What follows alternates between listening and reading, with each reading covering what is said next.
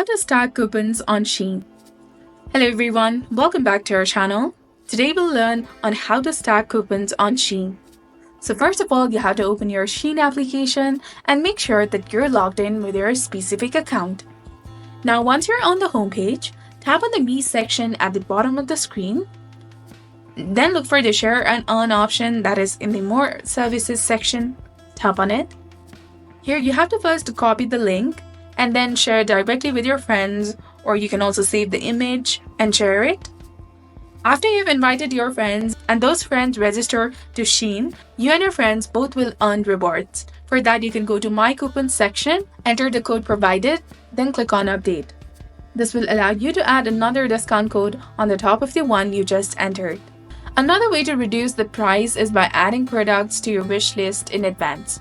For example, if you've added a product to your wish list, the price can drop later, so you can do this too. Afterwards, you can go to Vouchers section and apply different vouchers to your purchase. So this is how you can stack various coupons on your product in Shein. So I hope you found this video helpful. If you did, please hit the subscribe button, like and share our video. Thanks for watching, and we'll see you in the next video.